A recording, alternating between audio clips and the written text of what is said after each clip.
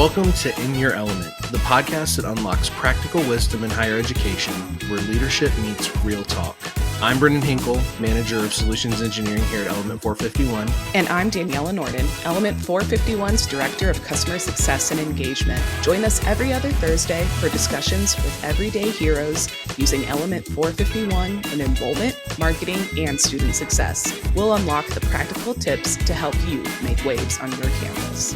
In Your Element is a part of the Enrollify Network, a robust collection of podcasts designed to help higher education professionals like you grow.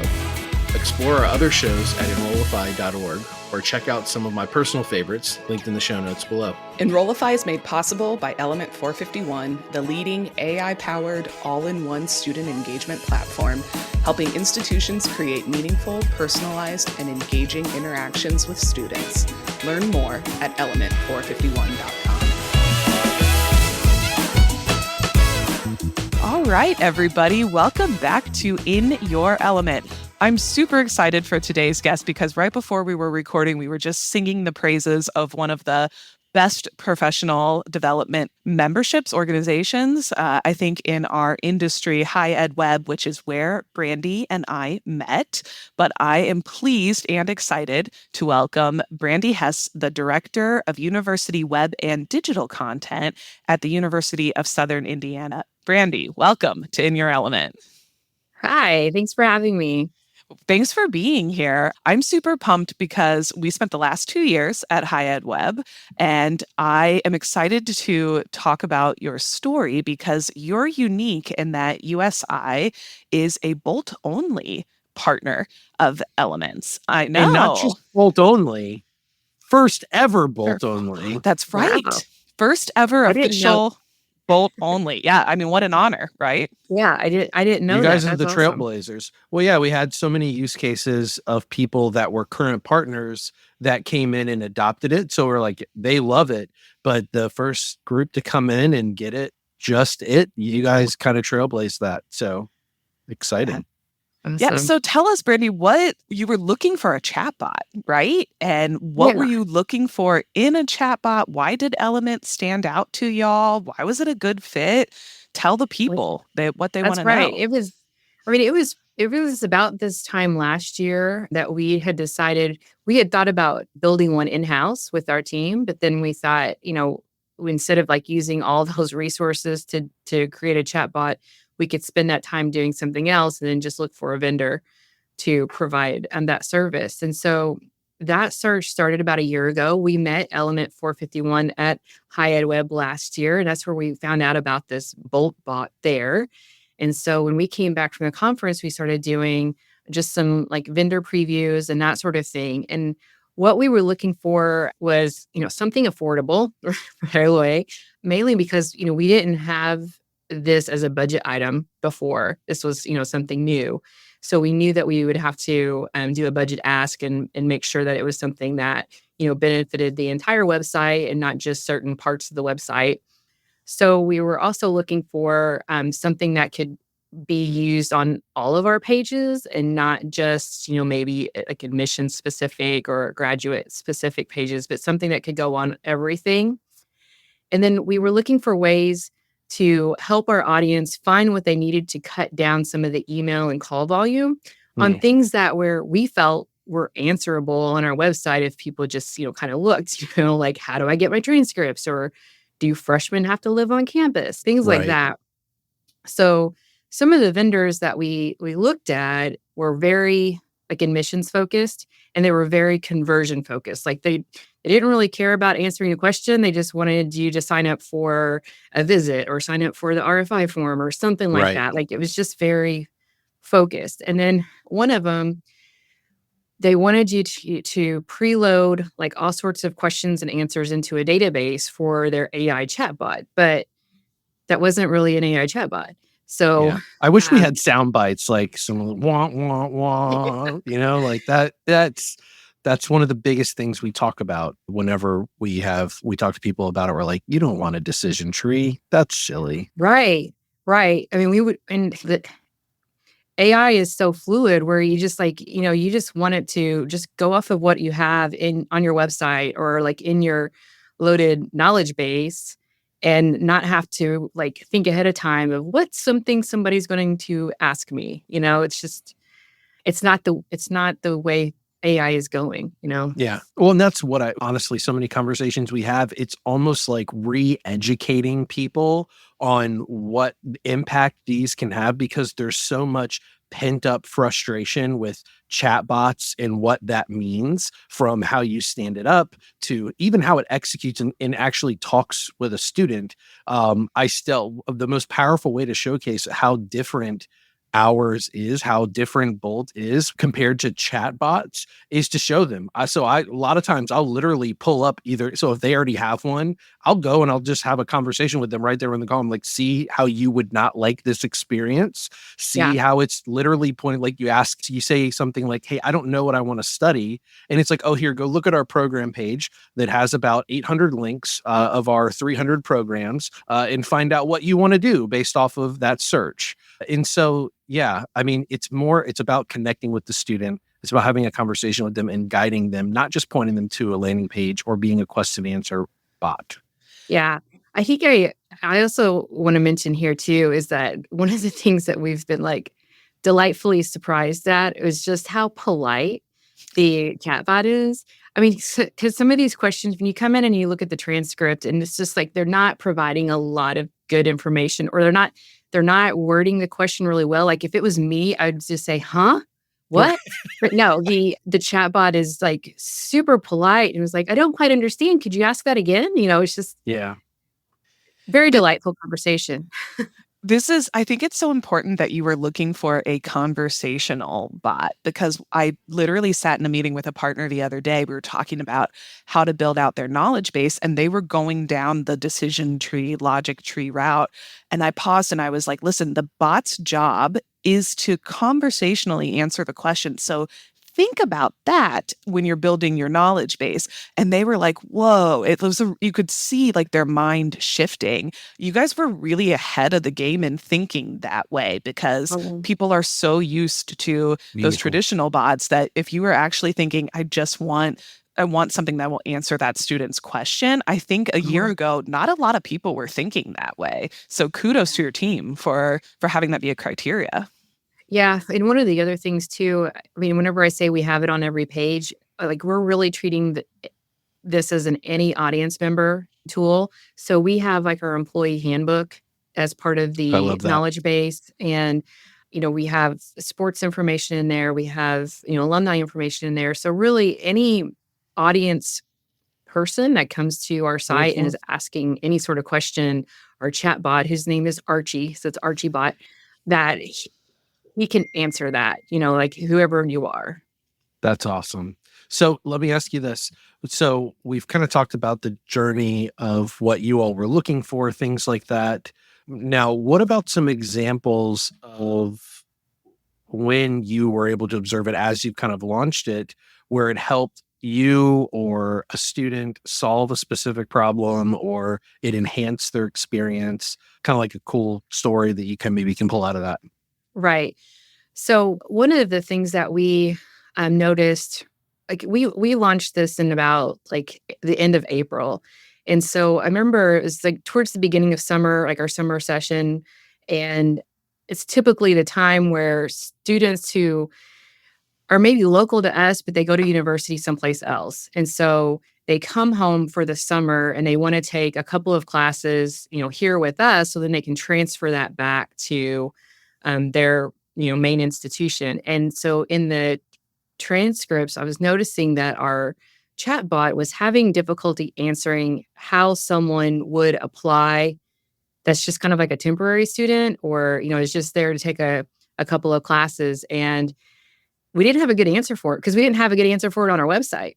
So I saw this. I saw this was a time whenever the chatbot was handing that off to us, for assistance. And I worked with our admissions team to write up detailed instructions for those students who are looking to take one or two classes. They're a non-degree seeking students. We have all this university speak for who these kids technically are, but they don't know that. So we wrote up these instructions. We added it to the knowledge base as a text document. And like right away, the chat bot knew how to answer those sorts of questions.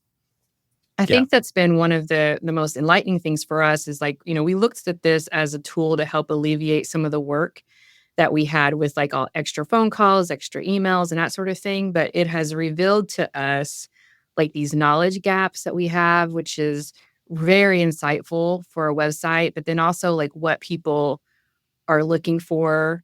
And, especially like the time of year, if there's trends like that, it's been fun actually, just kind of see I love that this you said that. dimension of our site. Well, That's awesome.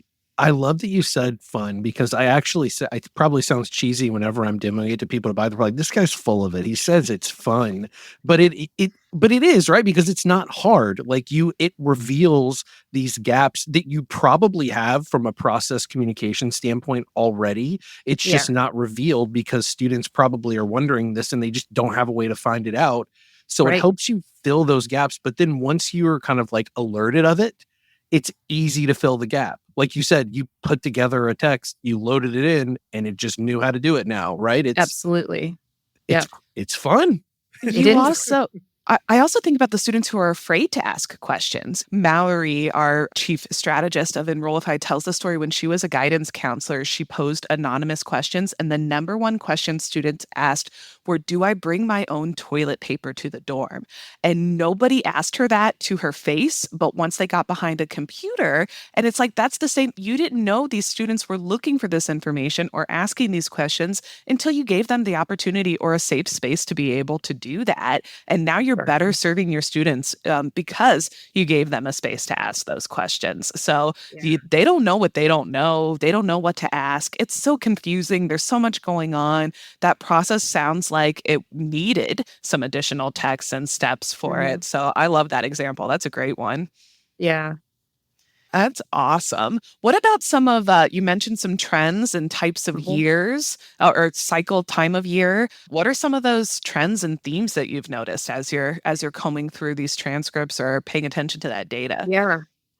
So I mentioned that we launched this like the last week of April in 2024. And that was like right at the beginning of finals week. The upcoming weekend is commencement. And people were asking questions about like tickets for commencement. What was the dress code? I mean, just like that point you just had there, like no one was asking about dress code, but on there they were. Are strollers allowed? Are umbrellas allowed? All those sorts of things. And then like a couple weeks later after that, there were a flurry of questions about housing and roommate assignments. And we found out that the university had just released the roommate assignment portal and like the dorms and apartments. So all of this like upcoming freshman class was like on there trying to get their space and their roommates sorted out. So that's why there was, like flurry of questions around that. In the summer, it was like a lot of orientation questions. And then you noticed like towards the end of July that like that turn shifted to, okay, the fall semester is about to start because then people are asking about billing questions, about their financial aid, about their scholarships, like how do I reserve my books? All of those sorts of questions that are key to the beginning of the year. And I just took a peek today to see like what people are asking. And at the end of this month, we have like our pre-registration for the spring classes. So people are asking like, when did I get to register for classes? Who is my advisor? How do I contact my advisor? How do I make an appointment? And this is on top of like, we're also in the height of like recruiting season for freshmen. And so you still have that kind of activity of people asking about like, what are admission requirements and is there a fee waiver code I can use? And all those sorts of questions. That's awesome. And that's like I said, I think that's also part of the fun part about it, like you were mentioning earlier, because again, you just get alerted to trends. And I always tell that Mallory story with the toilet Toilet paper. paper, it's I so always tell good. it because It's it's so so good. good. It's so indicative of like people, the nature of a person, and like, oh, I'm not going to ask about toilet paper. That's embarrassing. Oh, Like what people perceive as embarrassing, but still really need to know. That's an important thing to know if yeah. you're going to Yeah. have toilet paper now once you get on campus. So I, anyway, I that's like though, Brandy. Oh, sorry, Brendan. Sorry to no, cut go you ahead. off there. No, you're good. We often talk about like how much time internal team save by having the assistants answer questions, but all those trends and insights that I just heard you talk about are all really student facing and like better serving the students. I think we Mhm. tend to see the gratification that comes from, I don't have to answer this phone or I've saved some minutes, but all of those questions are questions real students had about services and you were Right. able to answer them. That's awesome. And that's like another reason, because a lot of those questions were like current student type of questions. And I think a lot of times those students can be overlooked in a chatbot because it might be very recruitment geared. So this tool is definitely multifaceted for us, to be able to answer all sorts of questions. That's awesome. Now, one of the things that I've always loved about Element is we look at what our partners are doing, especially as we launch into new product categories and things like that. We always look to our partners that are trailblazing and really eager to get started on it for feedback, right? And things that you want to see. And I know for a fact USI was instrumental in us introducing some new functionality surrounding our insights dashboards. So, what can you tell us about that, kind of that experience and what you all needed? Well, I can say that like getting up and off the ground with Element was really easy. I mean, just from like out of the box, it was really easy setup with adding all of our knowledge base. And when we have needed some extra hand holding along the process, the Element team has been very responsive and helpful. We're still working through like some handoff situations with the bot and with our team here. And I think part of that is just simply because, we only use it as the chat bot. So we don't have someone like in a CRM all day who's able to kind of be there if the chat bot isn't. But, these are all things that we're figuring out and are working through. And like I said, the team's been very responsive and helpful for us. The insights dashboard, like I was digging around one day in the dashboard because I needed to prepare a report for our board of trustees. And I saw this like metric area that talked about it's kind of like the sources. And I do know like whenever the chatbot would answer someone during, the chat conversation, it would cite its source, which I love because that way I can see like where did it find that answer? And I could see that. And so I thought like that this tool could be able to show me like what sources were used like the most or what was the most helpful to the bot to answer questions. And it didn't quite work that way. And I thought I was just using it wrong. So I reached out to the Element team and I kind of explained like what I was seeing, but then how I thought it might work or should work. And they were like, that's a good idea. So let's just do that. And so they implemented it. And it basically it shows you for whatever time period you're looking at, it shows you the list of sources that the bot used to answer questions. And so then you can rank it by which pages were the most helpful. And why this is important to me is because that helps me see some of these trends. So if I Cool. see that during the month of like September, let's just say like a certain bursar page was the most used, then that tells me a lot of people were asking questions about billing or tuition and fees and that sort of thing. So you can kind of see like which areas of the website were being kind of utilized the most for that. And and that also tells you too, like that there's some really great information on that page because it's Right. being used a lot. Very useful information. Yeah. I'm sure that our other partners appreciate that that insights dashboard as well. That's critical to see, even just in helping understand students' paths and where they're going and what they're looking at. So I Mhm. will thank you, Brandi, on their behalf as well. Yeah. Were you able to find out any other areas or gaps that the bot has helped you identify when it comes to content, maybe on your website? Oh, for sure. So I gave you the example of like the summer school and like helping students figure that out. Another one is I started seeing this trend in how people were phrasing. They were looking or they were asking if like a certain program was a STEM designated program. And I had seen this come up a few times in a chat transcript and the phrasing was the same and it was just so unique that I was like, what is this? Is this some sort of like professional development thing for school teachers or was it like some kind of, scholarship for students if they can major in a STEM program. I didn't understand what it was for, but I was seeing some consistency here as trend. And so I had a quick Google search. I discovered that it's a program through the Department of Homeland Security for international students who major in a STEM program, and it has to be like a STEM designated program, and it impacts the time that they have on their F1 visa. So obviously very important information for international students who are looking to study at your university. So Yeah. I reached out to our provost office and was like, hey, this is something that I'm seeing. Are you aware of this? And they said, yes, we have a list of programs that are, designated with this through the Department of Homeland Security. And so we're working on a plan now to go to those program pages to kind of inject those keywords. So that way it comes up better in search results. The bot can answer those questions a little better. Yeah. That was definitely something that, like I had no idea that it even existed. And then, through this, this conversation transcript, I learned something new. That's huge. I feel like Yeah. that's That's huge. awesome. Imagine the different students you're going to get from that too. Like knowing that you've got these programs available, the students who were looking at USI, now they know, and you're going to get those apps. That's awesome. Yes. Yeah. That's super cool. So we've talked a lot about the student experience, what you've been able to kind of identify from a gaps perspective on like your website content, things along nature. But are there any trends or maybe numbers that you've noticed for how it's impacted like frontline staff and folks that are interacting with that typically you would have been answering these questions on the front Mhm. line? Have you seen any trends there or noticed any numbers that you've been able to track so far? I don't have any hard numbers. I know like right now, like if anyone who hits the contact button on our university side, it comes to me and I'm like the human switchboard and I'll forward it out to the appropriate department. And it does seem like the volume of that has gone down. Looking ahead, one of our goals is to kind of look into maybe swapping out that contact button and replacing it with like the chatbot, our ArchieBot, because we do feel like a lot of those questions can be answered through the chatbot. And if not, then he knows how to hand it off to one of us.